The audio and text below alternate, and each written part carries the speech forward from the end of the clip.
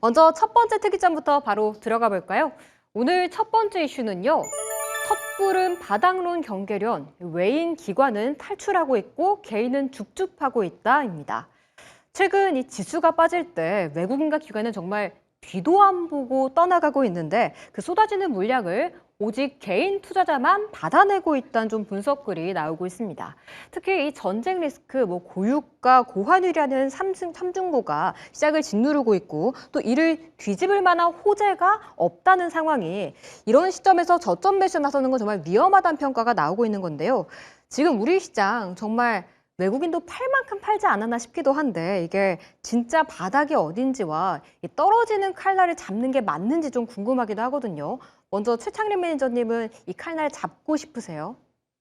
네, 저는 잡아야 된다라고 생각이 듭니다. 그러니까 지금 기관하고 이제 외국인 같은 경우는 오늘 양시장에서 모두 매도를 했는데 사실 오늘 그 경제 점검 회의가 있었죠.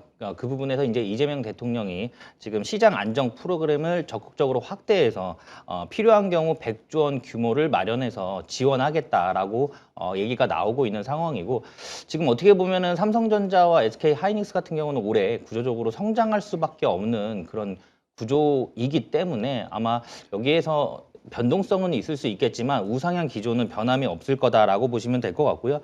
오늘 2시를 기점으로 해서 유가가 거의 한 15% 정도가 급락이 나왔어요. 단 1시간 만에.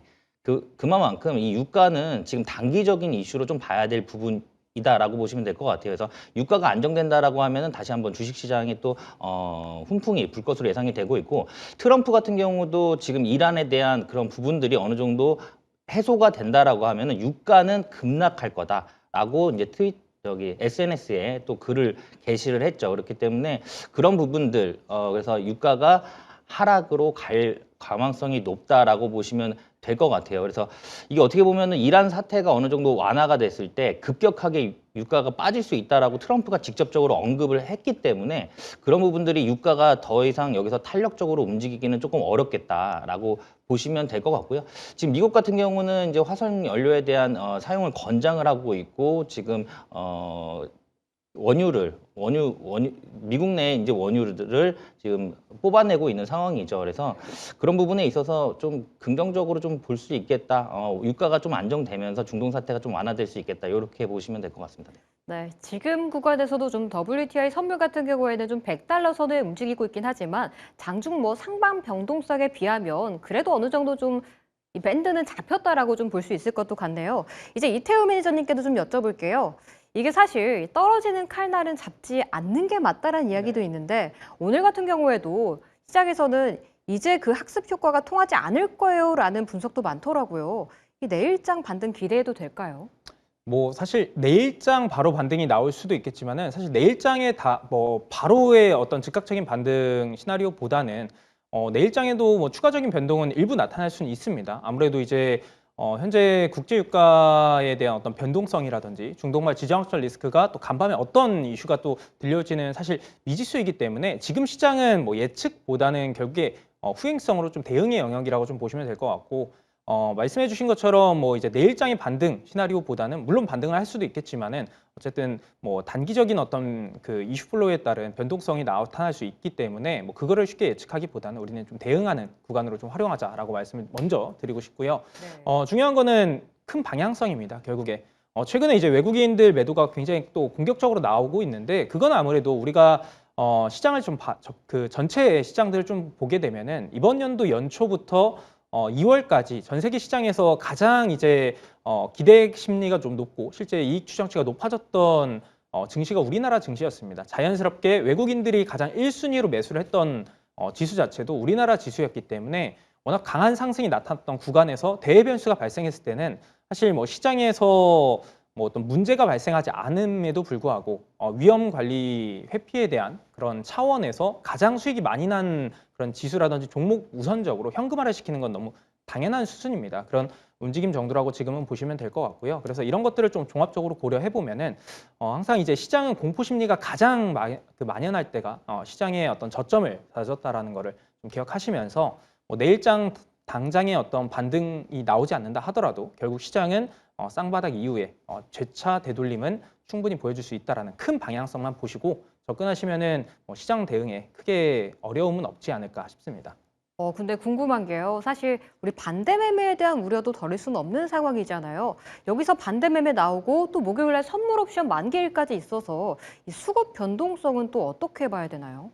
확실히 이번 주에 반대 매매에 대한 부분도 우선 체크를 해보면은 지난주 이제 3월 3일과 3월 4일자에 시장에 연이틀 급락세가 나타났을 때 오히려 이제 신용잔고 비율을 좀 보게 되면은 신용잔고 금액이 늘어났습니다. 네. 당시 이제 33조 원 이상으로 기존에 31조 원, 2조 원 수준에서 33조 원 수준으로 신용잔고 금액 자체가 좀 늘어났기 때문에 추가 변동성이 나타나면은 자연스럽게 청산 매물에 대한 부분들, 반대 매매에 대한 매물 자체는 출회될 수 있다라는 부분도 시장의 공포 심리를 좀 가증시킬 수 있는 요인 중에 하나라고 볼 수 있을 것 같고 무엇보다 또 이번 주에 선물 옵션 동시만기일이 또 예정이 되어 있습니다. 네. 지난주에도 외국인들의 어떤 파생 시장에서의 변동성이 강하게 나오면서 우리나라 시장의 변동성도 다른 증시보다 좀 강하게 나왔던 거를 감안해 보면은 이번 주까지의 어떤 수급적인 변동은 나타날 수 있다라고 보시면 될 것 같고요.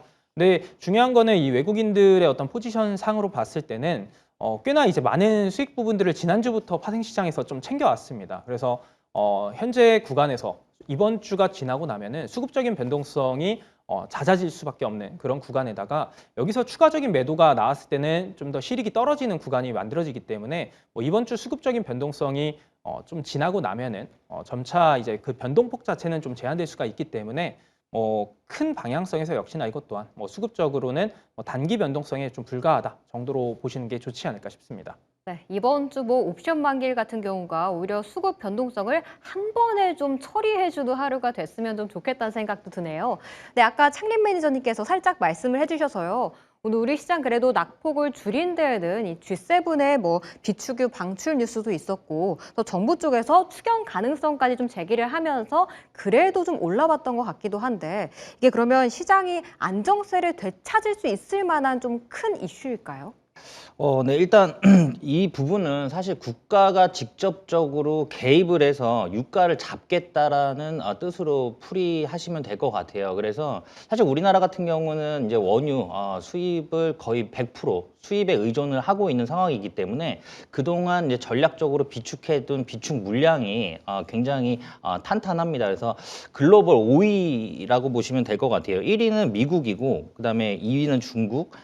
중국이 지금 5에서 7억 배럴 정도 비축을 하는 상태고요. 일본 같은 경우는 5억 배럴, 그 다음에 독일이 2억 5천 배럴인데 우리나라 같은 경우는 5위예요. 글로벌 5위인데 1억 4,600 배럴을 지금 비축을 하고 있는 상황입니다. 1억 4,600만 배럴을 지금 비축하고 있는 상황이기 때문에 그런 차원에서 봤을 때 우리나라가 이 비축 물량을 또 공급을 또 이제 본격적으로 진행을 하고요. 그리고 지금 그 트럼프도 지금 SNS에서도 이제 유가가 떨어질 거라고 소셜 미디어에 이란의 핵 그런 위협을 파괴가 끝나고 나면 급격히 유가가 하락할 거다. 그래서 단기적인 유가의 상승은 미국과 세계 안전 평화를 위한 아주 작은 대가라는 그런 SNS 게시글을 또 올리기도 했죠. 그리고 어떻게 보면 최근에 이제 유가가 좀 급등을 하다 보니까 오늘 비상경제점검 회의가 있었죠. 오늘 오전에 있었는데 그 부분에서도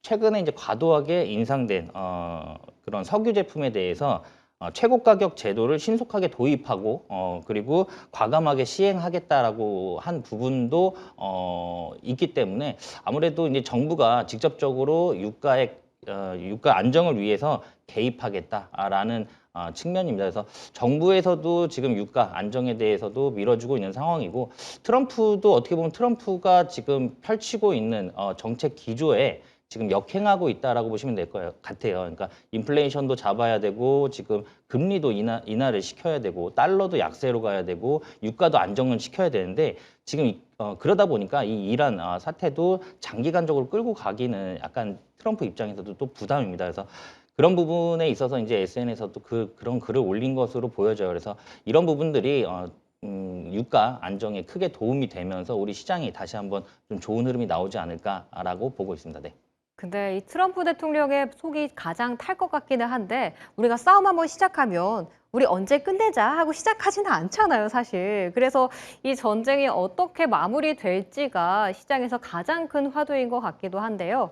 근데 또 저번 시간 이야기를 해보자면 이 태우 매니저님께서 옵션 시장 이야기를 좀 해주셨잖아요. 네. 풋이랑 콜을 제가 좀 찾아봤거든요. 네. 근데 개인 투자자분들이 최근에 풋을 굉장히 많이 매수하셨더라고요.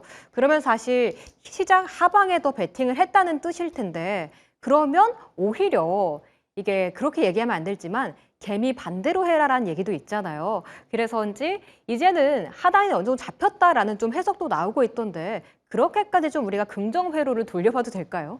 뭐 말씀해주신 포인트를 체크해 보면은 뭐 하방 경직성에 대한 포인트 그 위치 자체는 나와주고 있다라고도 충분히 볼 수 있을 것 같습니다. 이미 뭐 지난주부터 외국인들의 어떤 파생 시장의 포지션과 개인들의 어떤 포지션은 굉장히 반대 움직임들을 좀 가져가고 있었는데 뭐 지금 시장의 흐름들을 보게 되면은 거의 이제 수급 주체의 가장 이제 방향성을 결정하는 좌지우지하는 거는 외국인 수급입니다. 우리가 이제 자연스럽게 지금 현재 뭐 개인 투자자들의 물론 이제 유동성 자체가 풍부하기 때문에 개인들의 어떤 매수 심리, 매수세로 인해서 시장에 대한 방향성이 결정될 수도 있겠지만은 최근 동향을 보게 되면 결국에 외국인들의 파생 시장에 대한 동향에 따른 시장 그 방향성이 좀 결정이 되고 있습니다.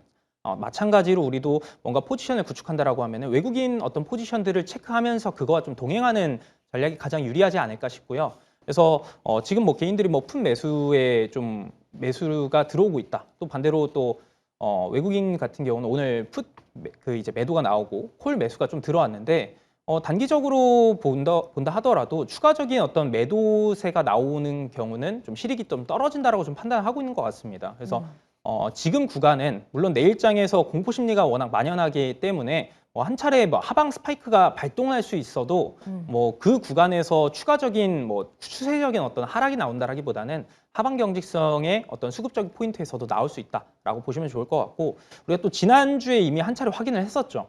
코스피가 이제 5천선 부근에 왔을 때 밸류상으로도 선행 PER 8배 구간에 오게 되면은 강력한 어떤 지지 구간으로서의 역할을 역사상 꾸준히 보여줬던 구간에서 지난주도 그런 흐름들이 나타났습니다. 그래서 지금 자리는 확실히 어느 정도 하방에 대한 부분들은 임계치에 좀 많이 도달하지 않았나라고 생각을 할 수 있기 때문에 매수와 매도에 대한 어떤 관점을 좀 고려해 본다라고 하면은 지금 손익비는 당연히 매수하는 쪽이 높겠다라고 좀 보시면 좋을 것 같고요. 그래서 충분히 내일 시장의 어떤 저점 공략 충분히 유효하다라는 것까지 말씀을 좀 드리고 싶습니다. 내일장에 대해서는 그래도 조금 희망적인 이야기를 해주셔서요. 여기서 하나 더 좀 알려주세요. 사실 개인 투자자분들이 내일장을 좀 예측 전망을 할 때 체크해보는 게 야간 선물이기도 하잖아요. 어떤가요?